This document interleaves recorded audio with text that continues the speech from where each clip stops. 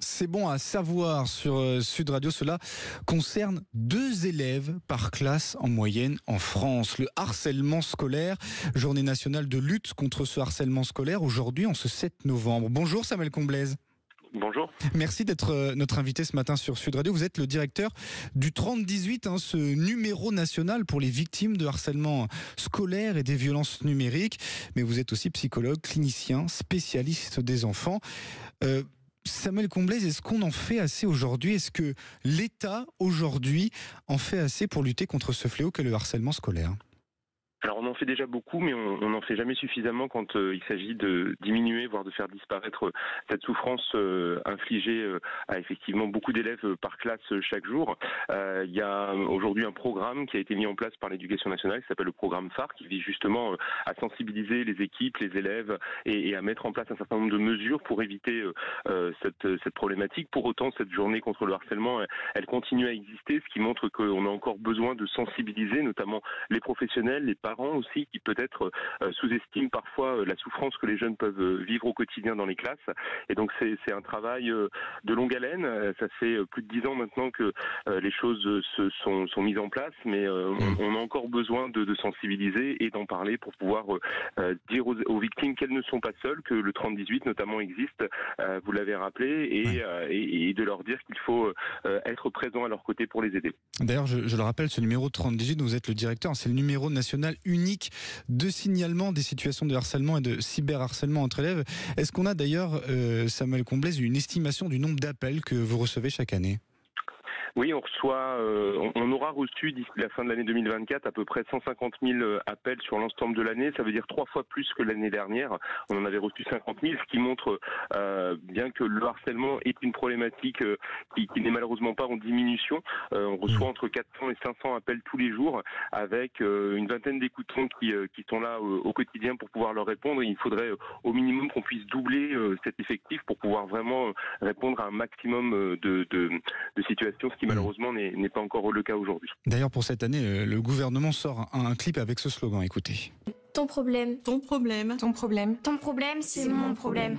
Ton problème, c'est mon problème. Si vous êtes témoin ou victime de harcèlement, il y a toujours une personne de confiance pour en parler dans votre établissement. Élèves, parents, professionnels, vous pouvez aussi appeler le 3018. Ton problème, c'est mon problème.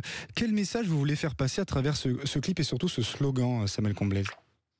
Se dire qu'on a tous une responsabilité pour aider les victimes, que l'on soit témoin, que l'on soit professeur, que l'on soit membre d'une équipe dans un club de sport.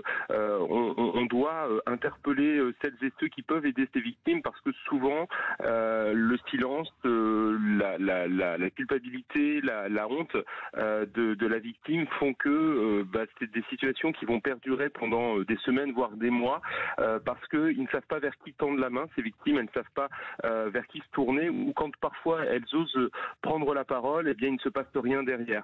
L'idée, c'est de dire qu'à partir du moment où on est témoin sur les réseaux sociaux, ou qu'on entend au sein d'un établissement scolaire une victime dire là en ce moment ça ne va pas bien et je subis des agressions répétées, je subis des moqueries, eh bien il faut pouvoir faire remonter ces situations auprès d'un chef d'établissement, auprès d'un responsable, auprès du 3018, puisque nous on est signaleurs de confiance auprès de tous les réseaux sociaux, justement pour accompagner ces victimes et faire en sorte que leurs droits soient défendus. Et donc c'est un peu ça.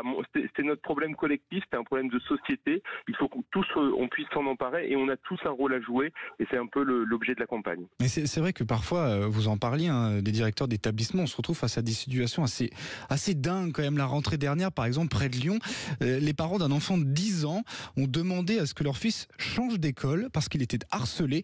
L'enfant ne voulait pas reprendre l'école, mais le rectorat leur a répondu que c'était impossible et que la principale de l'établissement sera, je cite, particulièrement vigilante.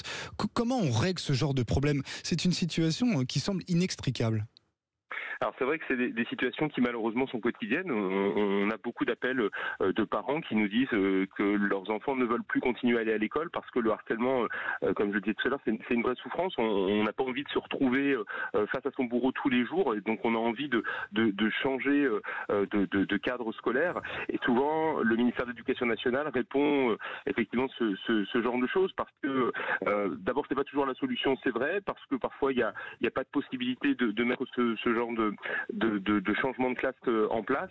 Et puis, parfois, il y a peut-être aussi un manque de volonté. C'est pour ça qu'il y a nécessité, encore une fois, de se dire que c'est notre problème à tous et il faut trouver une solution. En tout cas, si le changement de classe n'est pas possible, il faut de toute façon proposer quelque chose aux familles parce que souvent, les familles se sentent délestées, impuissantes, pas écoutées.